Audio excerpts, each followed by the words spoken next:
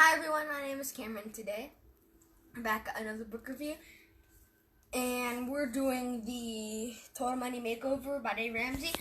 And I completed the book by myself already, so I've completed it, and I'm going to be introducing to you another one today. And not only that, I realized that you guys are also pretty much done with the book too, because when I look back, I look at the bookmark where we left off last time, and I realize we're like 10 pages away from the end. So all I need to do is finish off this book and then start doing a half book review on this and half book review on the next book. Next book, it's just, it's a little bit different of what we usually do, but still, it's a good, I really like this book actually. It's a good book. And so, just get on to what we have been so far. We don't have much left of it, so it's going to be really quickly.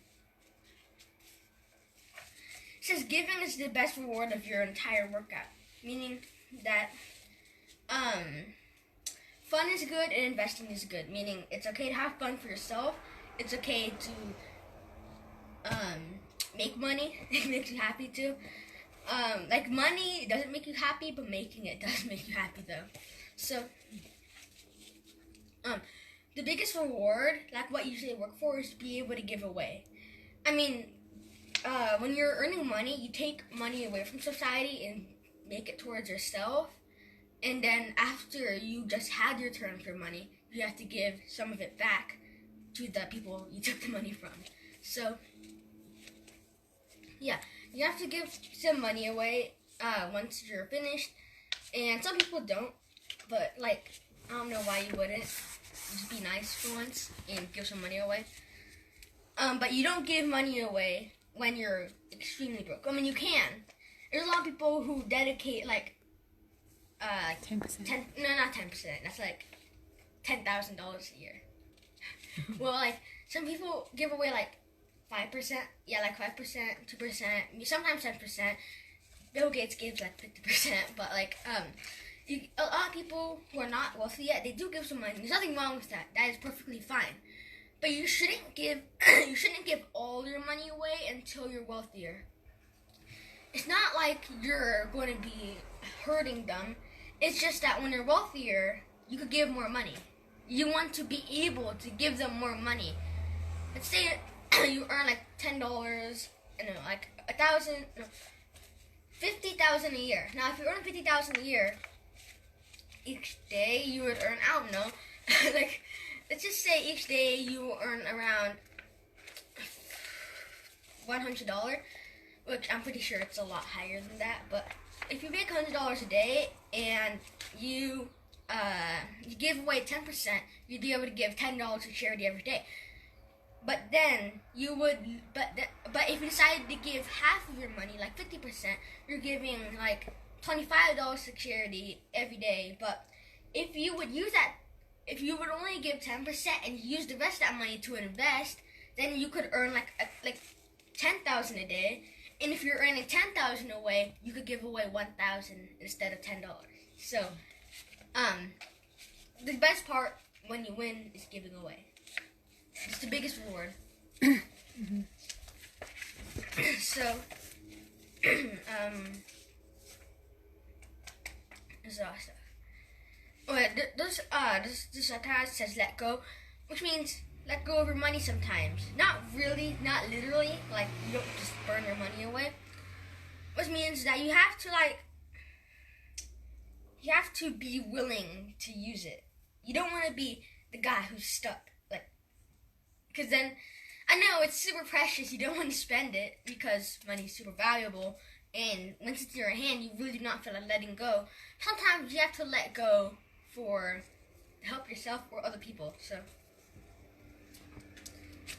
And yes, you have to not let your freedom get taken away by greed, meaning use your money on what must be necessary, pay your debts, not stash your money, because then if you just hold your money on and you don't pay for your bills, that would be kind of greedy, because you don't care if you're getting into debt, just as long as you have your money, you'll be fine. But it means that you just have to be willing to use the money, so. do all three, which pretty much the rules for when you're trying to earn money. Not really rules, but suggestions. Number 1 is fun. That shouldn't be number 1. To be honest, that really should not be number 1. It should be more like number 2 on the list, because some people, when fun is number 1 on the list, they will put a little too much fun, and then when you have too much fun, you can't do the other two. Fun, investing, and giving. First, you need to invest before you have fun, but you could have fun while investing. Like, you could have small retirements, like he said, like take every other week off.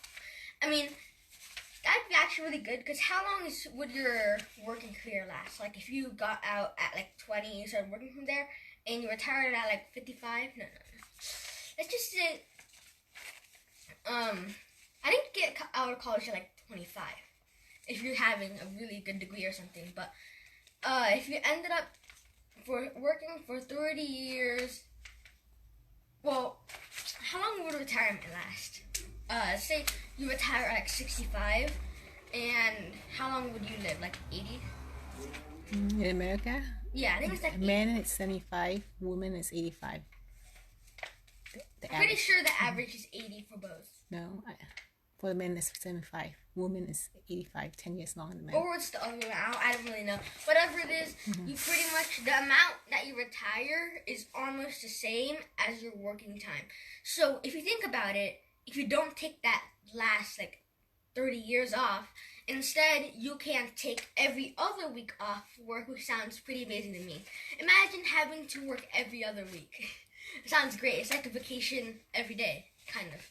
It's every week, actually. But so it's fun in investing and giving. When you reach the end, actually you could do all three at any time.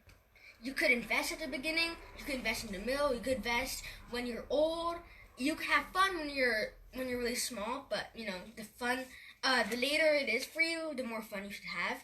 Because if you have too much fun when you're like 10, and then you should have more fun the older you get, but not to the point you have a 30-year retirement when you're like 80. Not like that, because then you can't enjoy your fun. But like, you can only have fun if you could deserve it. So, next would be giving, which I already talked about. And there's some more stories, but I think we've already gone through enough stories for like this month. So, okay. There's one that says, the love of money, not money, is the root of all kinds of evil. Meaning, money is powerful.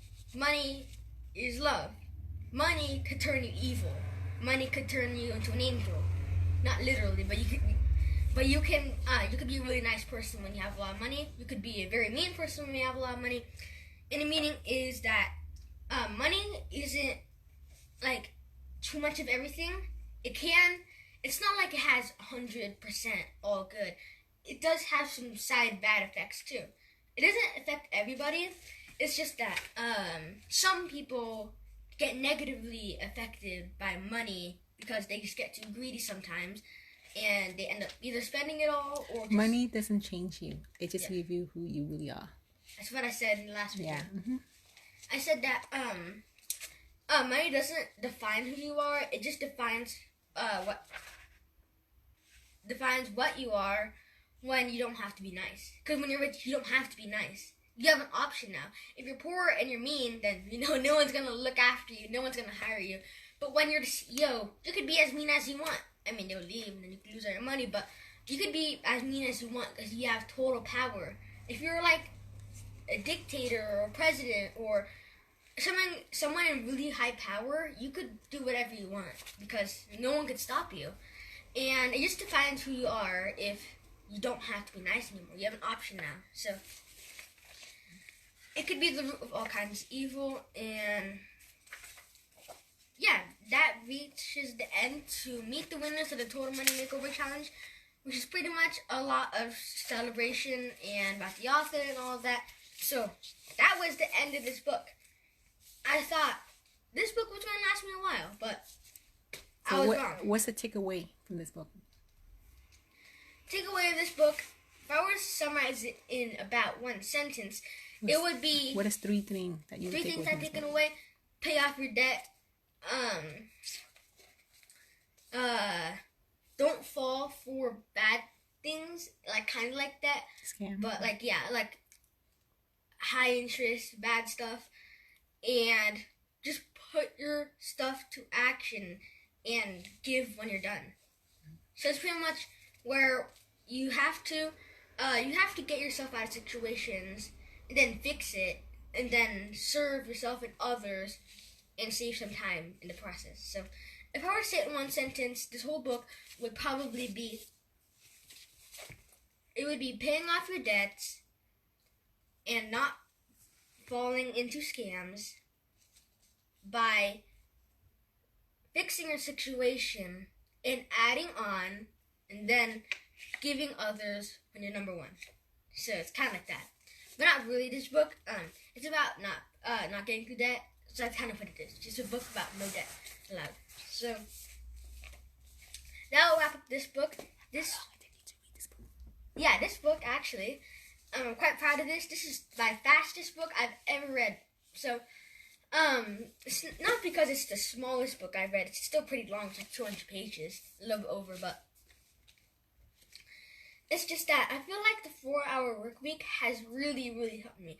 So I think you're going to want to visit the other videos off of Kenneth and Kameron, or I'm very, very close to completing my writing. So if you want to see it in a few days, maybe it should be done by the end of next week. If you're really interested in that and you really want to be changed, just like I did, then you could visit Kameron Pham blog. And that book allowed me to read this book within 2 weeks, I bet. Like, it's like 2 weeks. So yeah, allowed me to do it a lot faster, and this will be the last video we've ever done with this book. This will be the last time you see it. So, next book, it's going to be similar to this one, because I got the idea from this book, and I told my mom, it has questions to my mom, and then he also suggested this book, and my mom also suggested it, so it was like 2 people suggested it, so I decided to read it. It's called The Millionaire Next Door. So this will be our next book. It's probably a little bit smaller. It's like 250 pages. Well, it's like 50 pages more than this, makes up for its size, but this will be our first video doing it, and it's going to be self-explanatory about The Millionaire Next Door, yeah? Yeah, I might start in the next video, okay? I might stop right now. And then, Yeah, sure. Right now, we're pretty much halfway done with the whole thing, and we could start on another video for this. So, stay tuned, and I will be back in a good 30 seconds. So, see you guys next time.